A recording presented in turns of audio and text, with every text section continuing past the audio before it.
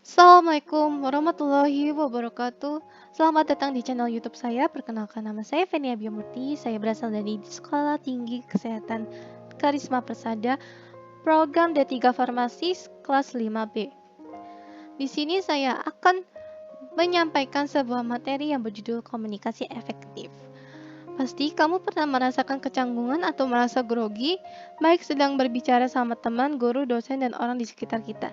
Nah, bagaimana caranya agar kita mampu berbicara dengan bahasa yang benar dalam menyampaikan suatu materi atau pendapat? Pertama-tama, apa itu komunikasi? Komunikasi adalah suatu proses penyampaian pikiran dan perasaan melalui bahasa baik verbal maupun nonverbal. Mendengar, berbicara, gerak tubuh, dan ungkapan emosi. Jadi, komunikasi adalah pertukaran informasi atau pengiriman dan penerima berupa kesimpulan persepsi, makna antara individu satu dengan individu yang terlibat. Tujuan komunikasi di sini ada 3: berhubungan dengan orang lain, yang kedua mempelajari atau mengajarkan sesuatu, yang ketiga mempengaruhi motivasi dan perilaku seseorang. Tujuan komunikasi sebenarnya yaitu untuk memberikan kemudahan dalam memahami pesan yang disampaikan antara pemberi informasi dan penerima informasi, sehingga bahasa yang digunakan oleh pemberi informasi lebih jelas dan lengkap, serta dapat dimengerti dan dipahami dengan baik oleh penerima informasi atau komunikan, agar pengiriman informasi dan umpan balik atau feedback dapat seimbang, sehingga tidak dapat menonton atau penonton. Selain itu, komunikasi efektif dapat melatih penggunaan bahasa nonverbal secara baik. Dengan berkomunikasi, kita dapat menjalin hubungan saling pengertian dengan orang lain karena komunikasi memiliki beberapa fungsi yang sangat penting, yaitu sebagai fungsi informasi, sebagai fungsi ekspresif, fungsi kontrol, fungsi sosial, dan fungsi ekonomi. Fungsi informasi yaitu untuk memberitahukan sesuatu berupa pesan kepada pihak tertentu dengan maksud agar komunikan dapat memahaminya. Yang kedua, fungsi ekspresi yaitu sebagai wujud ungkapan perasaan atau pikiran komunikator atas apa yang dipahami terhadap sesuatu hal atau permasalahan. Fungsi kontrol menghindari terjadinya sesuatu yang tidak diinginkan dengan memberi pesan berupa perintah, peringatan, penilaian, dan lain sebagainya. Fungsi sosial untuk keperluan rekreatif dan keakraban hubungan di antara komunikator dan komunikan. Yang kelima itu fungsi ekonomi untuk keperluan transaksi usaha berupa bisnis yang berkaitan dengan finansial, barang, dan jasa. 5 komponen penting dalam komunikasi. Yang pertama yaitu pengirim pesan atau sender komunikator, pesan yang dikirim atau message, bagaimana pesan yang tersebut dikirim yaitu channel atau media, penerima pesan, receiver, dan umpan balik. Pengirim pesan atau komunikator yaitu sebagai penerima serta pengirim pesan. Pesan yang dikirim berupa pesan verbal maupun nonverbal. Pesan memiliki 4 jenis pesan, yaitu pertama pesan verbal disengaja, pesan verbal tidak disengaja, pesan nonverbal disengaja, dan pesan nonverbal tidak disengaja. Pesan saluran atau media, bagaimana pesan tersebut dikirim?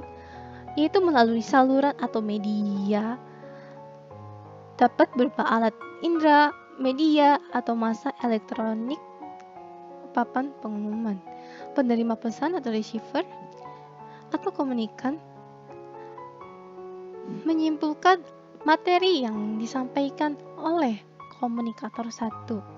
Umpan balik atau feedback yang akan selanjutnya diberikan oleh komunikan. Berikut ada 4 keterampilan dalam komunikasi, yaitu pertama mendengar, membaca, menulis, dan berbicara. Proses komunikasi. Yang pertama, komunikator menyampaikan materi yang disalurkan melalui pesan. Dalam proses komunikasi ini, yaitu pesan verbal,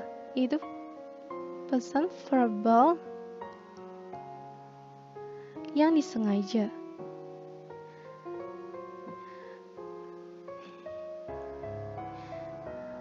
Yang digunakan melalui yang disampaikan melalui saluran atau media berupa buku, Komunikan membaca serta mendengar apa yang disampaikan oleh komunikator, lalu memberikan feedback seperti ya, saya mengerti. Komunikator yang menyampaikan materi mendapatkan feedback akan merasakan bahwa materi yang disampaikan bisa didapat atau merasa dihargai. Gangguan segala sesuatu yang mengubah informasi yang disampaikan kepada penerima atau mengalihkannya dari penerima tersebut. Gangguan dapat berupa gangguan bunyi atau pendengaran, gangguan bau, penciuman udara, panas, gaya yang norak.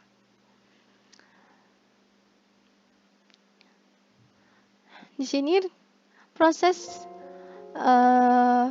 penyampaian materi. Yang pertama itu ada pengkodaan dari komunikator, pesan yang dikirim melalui medium, penerima menguraikan kode. Jika ada gangguan seperti yang tadi, itu ada bunyi dari pesan yang masuk, itu merupakan gangguan dari penyampaian materi yang saya sampaikan. Apakah bisa diterima oleh komunikan, yaitu kamu. Penerima menciptakan makna, pengkodaan berupa kesimpulan, lalu memberikan pesan yang dikirim melalui medium, sumber menguraikan kode, lalu menyampaikan ke pengirim atau komunikator. Itu yang disebutkan ruang lingkup feedback atau timbal balik. Lalu, apa hambatan-hambatan dalam komunikasi? Yang pertama yaitu status efek. Status efek yaitu pengaruh status. Adanya perbedaan pengaruh status sosial yang dimiliki setiap manusia. Misalnya, ini karyawan dengan status sosial lebih rendah harus tunduk pada apapun perintah yang diberikan atasannya. Maka karyawan tersebut tidak dapat atau takut mengemukakan aspirasi atau pendapatnya. Yang kedua itu semantic problem. Itu gangguan semantik adalah perbedaan bahasa yang digunakan dalam berkomunikasi.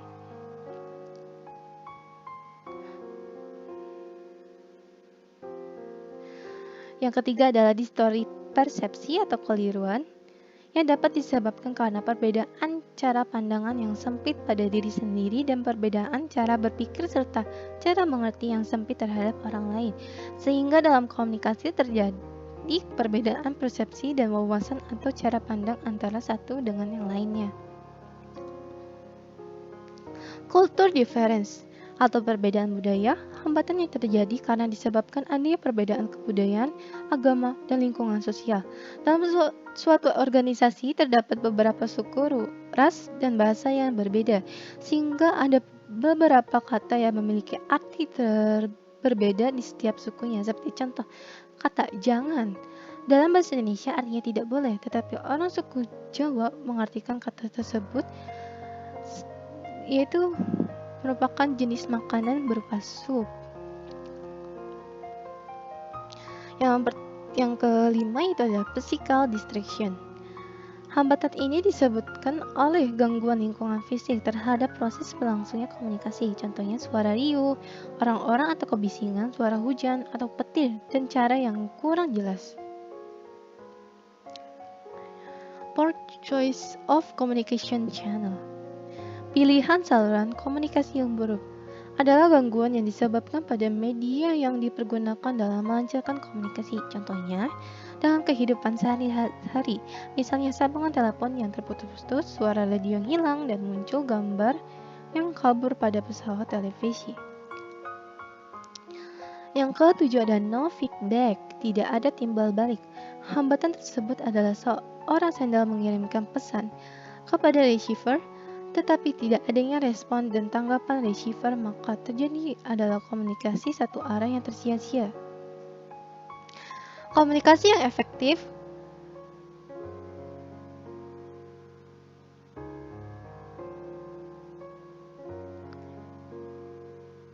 Komunikasi akan dapat berjalan dengan efektif manakala ada beberapa aturan atau kaidah yang diikuti. Yang pertama itu, komunikator yang menghargai setiap individu, seorang maupun kelompok yang dijadikan sasaran komunikasi.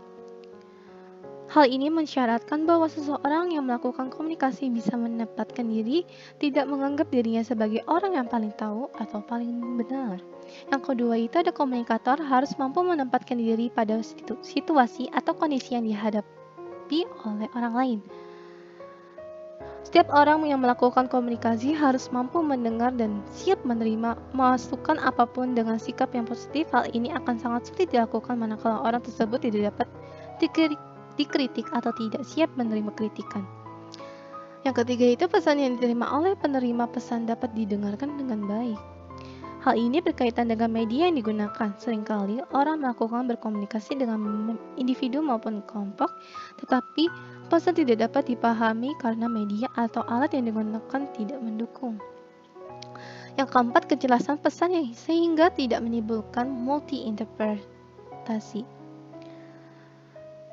Hampir miripnya efeknya dengan permasalahan media yang rusak, maka bagian ini berkaitan dengan kejelasan isi pesan itu sendiri.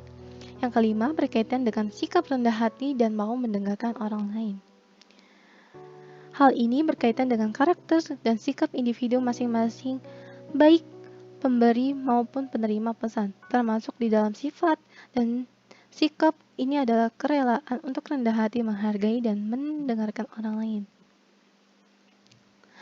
Pada akhirnya, komunikasi hanya akan berjalan dengan efektif ketika semua unsur dan komunikasi berfungsi berjalan dengan baik, seperti disampaikan sebelumnya, bahwa komunikasi tidak harus selalu berakhir dengan persetujuan, tetapi paling tidak muncul pemahaman dan pengertian mengenai apa yang disampaikan.